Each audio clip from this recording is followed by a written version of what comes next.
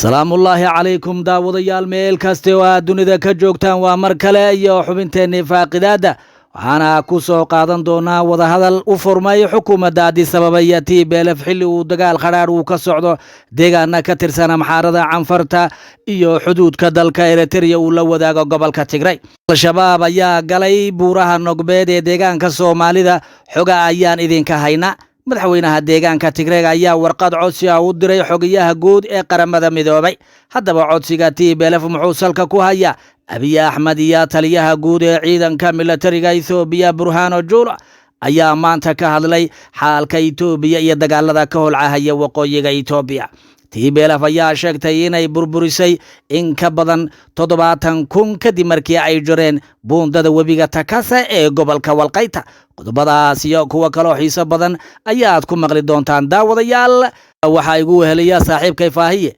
Faahiyo nooga warbixi dagaaladii ugu dambeeyay ee ka holcahaya waqooyiga Ethiopia maadaama saacadii ugu dambeeyay aad soo indhaynaysa.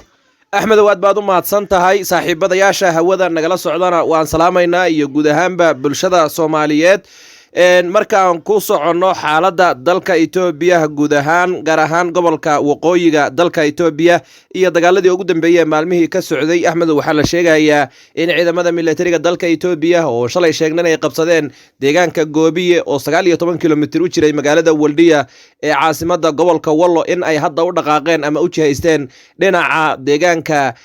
qobo oo ciidamada TPLF ay horay u qabsadeen baabuurta qafilan ee ciidanka militariga Ethiopia iyo ciidamada liyu booliska iyo maleeshiyada kala duwan ee deegaanka Amxaarada ayaa la sheegay inay u ruqaansadeen dhinaca deegaanka qobo wali aagaasi wax dagaal kama dhicin. TPLFna waxay sheegtay in ay gacanta ku hayso dhinaca deegaanka Gashane dagaalo goosgoos ah ayaa maanta ka dhacay. Sokootana waxaa wali gacanta ku hayo ciidanka militariga dalka Ethiopia iyadoo TPLF ba aagaasi laga saaray. inta aynan ku sii soconin dagaalka aanan ka bixin magaalada Sakota Axmedow magaalada Sakota wararka aan ka helayna waxaa la sheegayaa nin lagu magacaabo Getu Takale iyo wiilkiisa oo odaygaas oo 51 jir ah in ay ciidamadii TPLF maalmo ka hor magaaladaasi qabsaday in ay sun ugu dareen biyaha iyo raashinka ayna laayeen tira kamid ah ciidanka TPLF magaaladaasi horay u qabsaday isaga iyo wiilkiisa. odaygaas iyo wiilkiisa waxaa la sheegay in ay hadda go'doon ku yihiin meel u dhow Sakota iyo sidoo kale aaga TPLF ay haystaan ciidamo badan ay TPLF ka laayeen. TPLFna waxay ku hanjabtay in ay ka jari doonaan ciidamada qoomiyadda Amxaarada ay ku hayaan gobolka Tigray gaar ahaan magaalada Maqale. halkaasi markaan ka sii ambaqaadno magaalada Humera wali waxa ka socdo hilbadirkii iyo sidoo kale in labada dhinacba awoodoodii iyo waxay hayeen ay iskugu geeyeen. TPLF waxay sheegaysaa in saacadaha soo socdo ay guul weyn ka gaari doonto magaalada deegaanka Humera iyo sidoo kale aaga ku hareeraysan iyagoo sheegay inta badan inay qabsadeen tuulooyinka iyo sidoo kale dhulka aagaasi ee ku hareeraysan. TPLF waxay sheegtay in ay war weyn oo guul ay ka gaadheen ay soo wadaan dhinaca kalena ay soo bandhigi doonaan kumanaan ka tirsan ciidanka militariga Ethiopia oo maalmihii u dambeeyay ay dagaalka ku qabteen deegaanka Takase sidoo kale deegaanka xuduudda Tigrayga iyo gobolka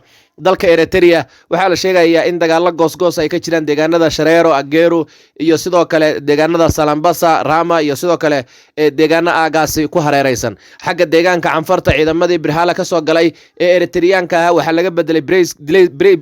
Dreiski ciidanka militariga Ethiopia waxaana la sheegay in ay gudaha ugu siqayaan gobolka Tigrayga inkastoo wali wax dagaal uusan ka dhex qarxin iyaga iyo ciidanka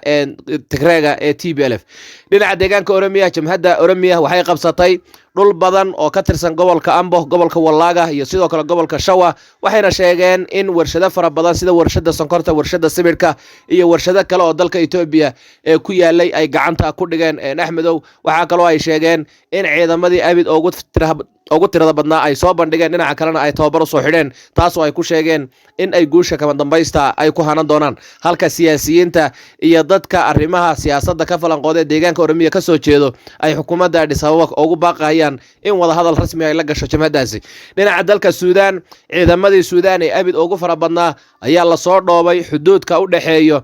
Suudaan iyo sidoo kale dalka Itoobiya. iska horimaadyo maleeshiyaad ciidamada Suudaan iyo sidoo kale maleeshiyaadka Amxaarada ayaa la sheegayaa in kastoo uusan xoogaysanin. waxyaabaha la yaab kale dhinaca Suudaan ka soo kordhay waxaa ka mid ah in la arkayo ciidamo Suudaani ah oo muuqaal iska soo duubay oo qaybna ay ku hadlayaan af Tigray qaybna af Carabi ay ku hadlayaan oo ay leeyihiin waxaan garab taaganahay ama aan taageersanahay walaalahanaga Tigrayga.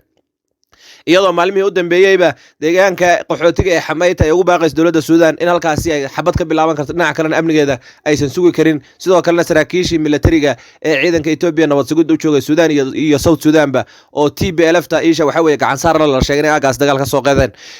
dhinaca kale deegaanka Amxaarada waxaa la sheegayaa in aagan Shawarobid uu dagaal ku dhex marahayo jamhadda xoreynta faanada ama jamhadda faanada oo ah dad ayagu iskooda isku abaabulay oo deegaankaasi ka dhaqaaqay ciidamada liyu booliska oo garab ka helaya ciidamada federal booliska iyo ciidanka militariga dalka Itoobiya. waxaadna moodaa qoomiyadda Amxaaradu inay hadda si weyn ugu kala jabtay xaaladda guud ee dalka Itoobiya iyo sidoo kale siyaasadda Abiy Ahmed uu ku hogaaminayo dalka Itoobiya guud ahaan marka la eego.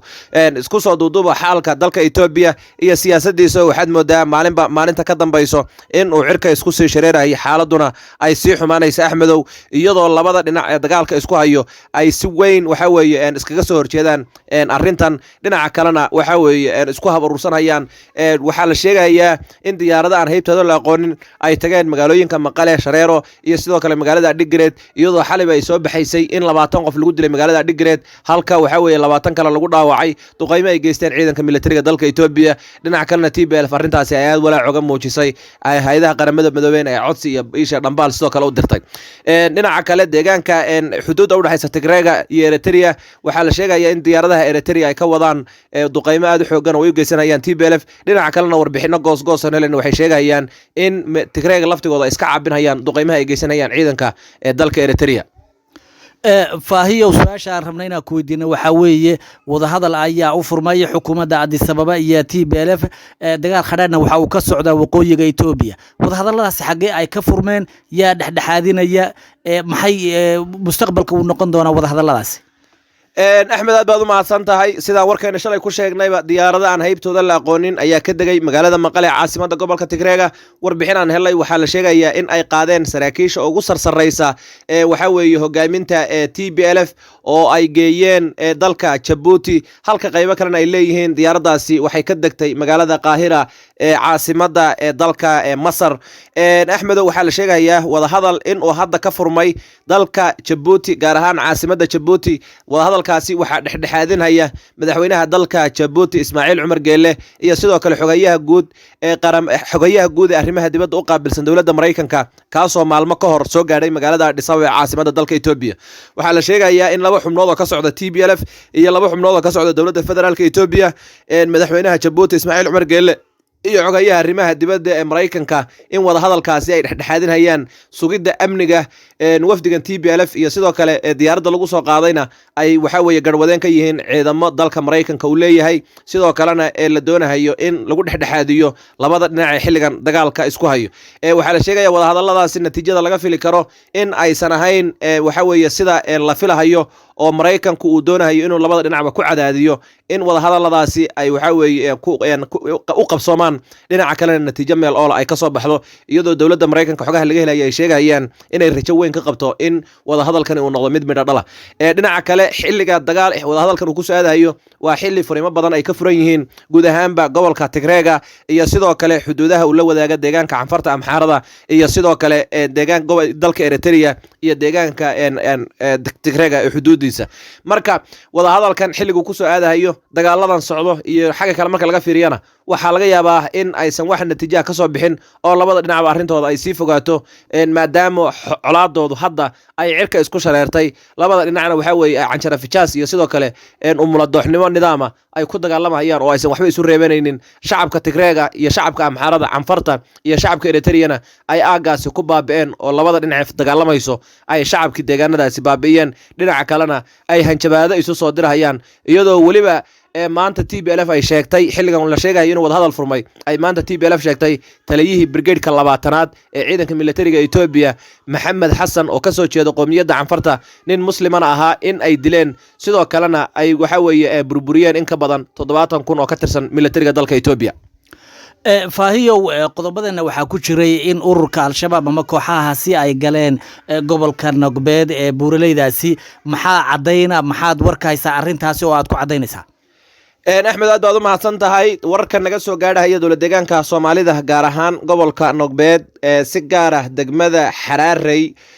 dad shacab ah oo xalay la xidhiidhnay mas'uuliyiin ka tirsan maamulka degmadaas maamulka gobolka Nogbeed iyo sidoo kale saraakiisha ciidanka liyu booliska dowlad deegaanka Soomaalida xogan laga helay waxay sheegayaan in xubno ka tirsan ururka al-shabaab lagu arkay deegaankaasi dhinaca kalena maalmihii u dambeeyay agaasi ay ku sugnaayeen baadhitaan aan sameynay iyo sidoo kale dhuuxaan aan ku sameynay dadka deegaanka iyo saraakiisha kala duwan ee ciidanka waxaana lagu sheegay tirada ragga degmadaasi soo galay inay yihiin 12 qof oo ka tirsan ururka al-shabaab baadhitaan aan sii sameynayna waxaa naloo sheegay in ay ahaayeen nimankii ka soo galay deegaanka gobolka Afdheer ee ku dagaalamayay aagan Hulul markii dambana lagu sheegayay inay soo gaadheen degmada Abaaqarow halkaas oo maalmihii waxa weeye dagaaladu ay socdeen ay ku sugnaayeen kadibna ay u soo ruqaansadeen xaggan oo iyagoo soo daba qaaday dhankan Webi Shabeelle kadibna ay u soo gudbeen dhankan buurahan waxa weeye Nogbeed nimankan waxaa la sheegay inay yihiin 12 nin aadna ay u hubaysan yihiin oo ay qalabaysan yihiin ilaa iyo hadda wax dagaal kuma aysan qaadin ciidamada liyu booliska maleeshiyaadka iyo sidoo kale ciidamada dawladda iyo maamulka aagaasi ku sugan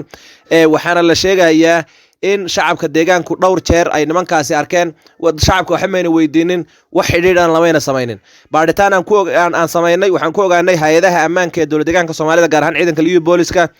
caadiga ah iyo dowladda federaalka Ethiopia in nimanka aagaasi ku sugan ay ka warhayso dhinaca maamulka Nogbeedna ay og yihiin balse ilaa iyo hadda wax tilaabo qaada aan lagu samaynin dadka deegaanka markaad la hadashana arrintaasi si weyn ama si dhaba ayay kugu xaqiijinayaan Axmedow annaga anagu markaan maqal arrintaasi la yaab iyo fajac ayay nagu abuurtay in waxa weeye buuraha Nogbeed oo masaafo ahaan meesha ay ku yaalaan iyo deegaanka Soomaalida meesha ay kaga yaalaan markaad fiiriso aysan macquul ahayn in durba halkaas ay gaadhaan al-shabaab markii lagu sheegay aan la yaabnay haddana xidhiidh aan sameynay oo kala duwan shacabka deegaanka ee aagaasi ayaa noo xaqiijiyay arrintaas inay jirto Axmedow sidaad ogtahayba in al-shabaab xilligan ay soo gasho buuraha Nogbeed markaad fiiriso deegaanka Soomaalida dhulkan inta marka laga soo bilaabo toga Webi Shabeelle marka laga soo bilaabo degmooyinkan Feyrfeyr Qalaafe Goday sidoo kale aad kor u soo qaado degmadan hore shagax aad kor u soo qaado ilaa Nogobtan waa dhul inta badan barwaaqa biyo fadhiisi fara badan leh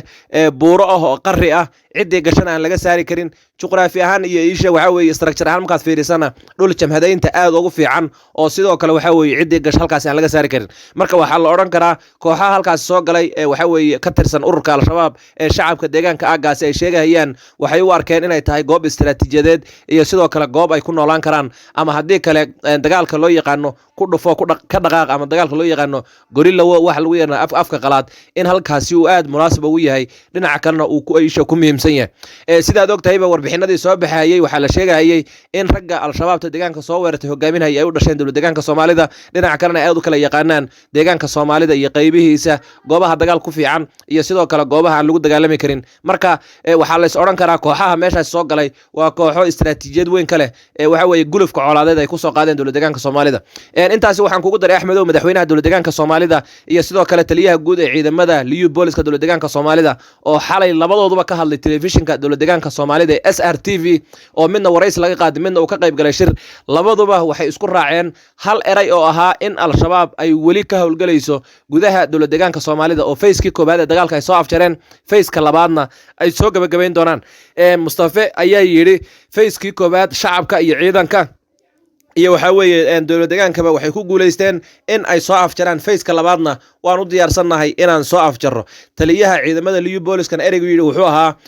waxaan shacabka u ballan qaadaynaa in aanan soo hoyin doonin guuldarro dambe dhinaca kalena aan ka guulaysan doono cid kasta oo deegaan kusoo dush taasoo loo fasiran karo ama macnaheedu noqon karo in sheegitaanka shacabka ay sheegayaan in xubno ka tirsan ururka al-shabaab ay soo galeen guud ahaanba dowlad deegaanka Soomaalida gaar ahaan gobolka Nagbeed. Axmed waxaan intaasi kugu dari in degmada Ceelkarri al-shabaab isbuuci aynu soo dhaafnay ay dagaal ku qaadeen halkaasna ay ku dileen 18 ciidamada liyu booliska iyo ciidamada maleeshiyaadka dowlad deegaanka iskugu jirto xukuumadda si arintaasi ay qarisay ama ay dabooshay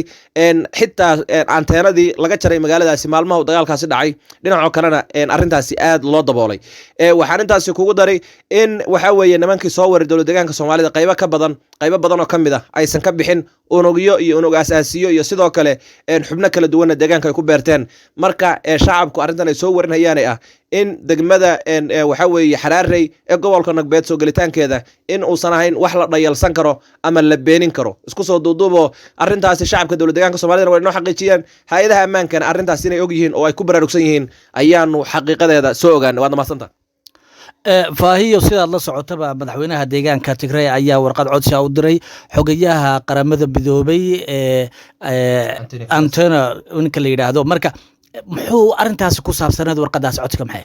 axmedow aad baad u mahadsan tahay xilli ay soo baxayaan in wada hadallo u dhexeeya TPLF iyo dowladda federaalka Itoobiya ay ka socdaan dalka Djibouti ayna kala hogaaminayaan madaxweynaha dalka Djibouti Ismaaciil Cumar Geelle iyo xogayaha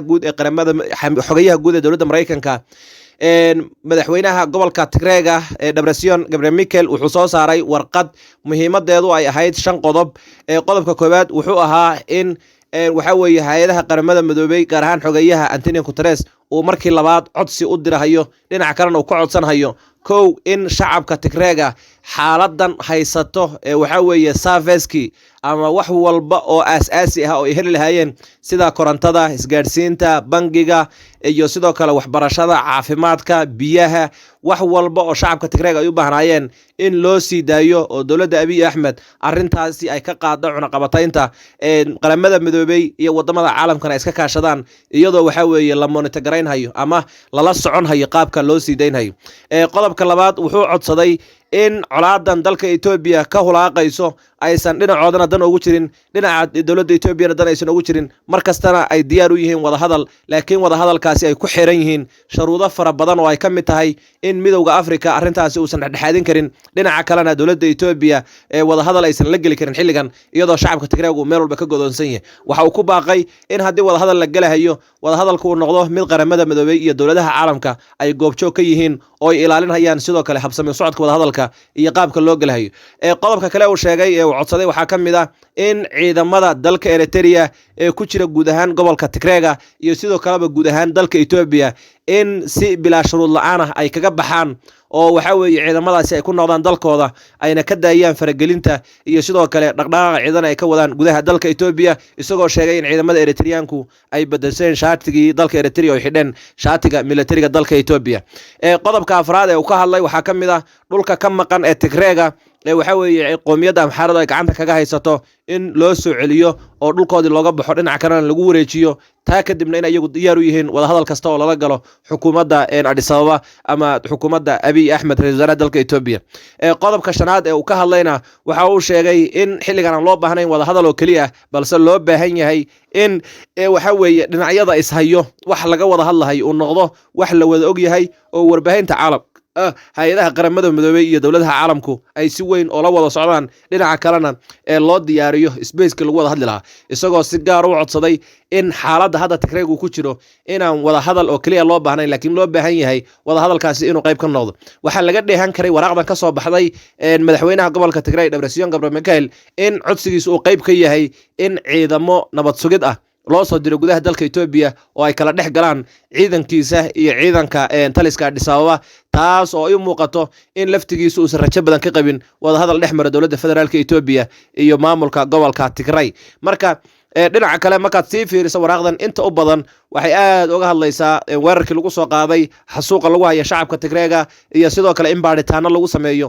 gabadfalladii ka dhacay guud ahaanba gobolka Tigreega oo ay geysteen ciidamada militariga Itoobiya iyo sidoo kale militariga dalka Eritrea duqeymihii ay geysteen iyo dadkii shacabka ay laayeen waxyaalaha uu aad uga hadlayeen waxa kamid ah in shacabka Tigreegu maanta ay godoon yihiin gaajo iyo cunaqabatayn iyo rafaad iyo xanuuno dabiici ah oo ka soo gaaray dhinacyada dagaalka in arintaasi ay salka ku hayso oo waxa weeye dhibaato aad u xoogan shacabka Tigreega ay haysato ayuu si weyn arrintaasi ugu lafaguray ama ugu faaqiday waxa uu sheegay codsigan inuu yahay codsigii labaad ee uu diro xogayaha guud ee qaramada midoobay kii koobaad aan laga soo jawaabin wax natiijo aan ka soo bixin kan labaadna aysan wax natiijo ka soo waxa weeye ay natiijo ka filahayaan laakiin haddii intaaba la waayo in shacabka Tigreegu ay dagaalami doonaan ilaa iyo nafuris oo ay waxa weeye naftooda iyo maalkooda iyo waqtigooda ay ku bixinayaan waxa kale uu si gaar u taabtay in shacabka lagu sameeynayo wax la dhaho ed cleaning ama waxa weeye isha tirtirid isirbex ama isirtirtirid waxa la dhaho ayuu ku sheegay isku soo duuduubo labada dhinac ee dagaalka Ethiopia isku haya labaduba mid kasta calaacalkiisa iyo baaqyada ay u dirayaan beesha caalamka maalinle ah ama joogto ah ayay u socdaan Axmedow faahiyo su'aalaha qaybihii dammaan soo gaarnay Abiy Ahmed iyo taliyaha guud ee ciidanka militariga Ethiopia Burhanu Julu ayaa maanta la hadlay warbaahinta iyo guud ahaanba shacabka Ethiopia waxayna ka hadleen xaaladda waqooyiga Ethiopia maxay arrimahaasi maadaama oo isha ku haysay ay ka hadleen Axmed aad baad u mahadsan tahay taliyaha guud ee ciidanka dalka Ethiopia Marshal Burhanu Julu iyo sidoo kale waxa weeye ra'iisul wasaaraha dalka Ethiopia Abiy Ahmed maanta waxay ka hadleen colaada ka taagan dalka Ethiopia guud ahaan markaynu ka horeyno taliyaha guud ee ciidanka Ethiopia waxa uu sheegay Ethiopia waxay xaqiijinaysaa hindisiyaal horumarineed oo rajo leh iyadoo iska caabinaysa rabitaanka cadowga ah in uu burburo dalka weyn ee Ethiopia waxay si dhab ah waxa weeye u horumarinaysaa hindisiyaasheeda iyo horumarinteeda dhaqaale iyadoo ka guuleysan doonta cadowgeeda ayuu yiri Abiy Ahmed dhinaca kale waxa uu yiri cadowgeenu wuxuu joogsanayaa ama nasan doonaa kaliya markay ogaadaan inaan leenahay awood dhammaystiran oo dhan walba waxa uu intaasi ku daray in ciidankiisa iyo sidoo kale dawladdiisuba ay diyaar u tahay inay badbaadiyaan qarannimada iyo jiritaanka dalka Ethiopia cadow kasta oo ku soo duulana ay u babacdhigi doonaan dhinaca kalena waxa weeye ay kaga guuleysan doonaan dagaalkan ay kula jiraan labadooduba hadal ka soo baxay markaad fiiriso hadalka ka soo baxay Debrecen codsiga ugu diray qaramada midoobay markaad fiiriso dagaaladan khadhaadh ee ka socdo Walqayd waa Qohmara Raaya Wallo deegaanka Canfarta iyo sidoo kale xuduudda dalka Eritrea iyo Tigreega markaad fiiriso iyo cadaadiska beesha caalamka isku dayada dawladda Mareykanka waxaad moodaa colaada dalka Ethiopia ka walaaqayso inay tahay faanole fari kama qodna Axmedow su'aasha ugu dambaysa waxa weeye jabhadda TPLF waxay sheegatay in 70,000 oo kamida ciidamada militariga Ethiopia in ay dileen kadib markii ay jireen buundo looga soo gudbahayay dhanka waqooyiga Ethiopia arintaasi maxaad ka warkaysaa Axmedow aad baad u mahadsan tahay ciidanka militariga ee Tigreega waxay sheegeen in ay go'doomiyeen dhinaca kalena ay burburiyeen in ka badan 70,000 oo askari oo iskugu jira ciidanka militariga Ethiopia iyo 10,000 oo ka tirsan waxa weeye ciidanka Liu Poliska Amxaarada kullay sheegashadaas iyagay gaar u tahay laakiin waxa baraha bulshada ama warbaahinta dawladda Ethiopia sidoo kale Tigreega waxay si wada jir ah u xaqiijiyeen in buundadii wabiga Takase oo ahaa buunda muhiima dhinaca kalena ee dagaalkan hadda ka socda waqooyiga dalka Ethiopia istiraatiijiyad weyn u leh in ay gooday oo ay burburiyeen rushayntii diyaaradaha Ethiopia halkaas ay ka wadeen iyo sidoo kale duqeymo ay TPLF laftigeeda ku garaacday waxa weeye buundadaas ama bridge-kaas waxa kale oo waxa weeye la xaqiijiyay in kala go'a bridge-kaasi uu keenay in isu socodka ciidamada ee dhinaca TPLF-na uu yaraado dhinaca ciidamada militariga Ethiopia uu yaraado TPLF marka warkan ka soo baxay in ay go'doomiyeen in ka badan 70,000 oo ciidanka militariga Ethiopia iyo Liu Poliska Amxaarada iyo maleeshiyad iyo faana iskugu jiro dhinaca kalena ay gam ka siiyeen oo gumaadeen oo baabi'iyeen ayna soo bandhigi doonaan meydadka dhaawacyada iyo sidoo kale maxaabiista ay qabsadeen xaqiiqatan inagu ma xaqiijin karno laakiin waynu sugaynaa maadaama ay sheegeen inay soo bandhigi doonaan war weyn arrintaasi ay ka hayaan laakiin waxa si la xaqiijinaya ama waxa weeye inta badan ba la isku waafaqsan yahay dhinaca dagaalka isku haya TPLF iyo dawladda in buundadaasi ay gooday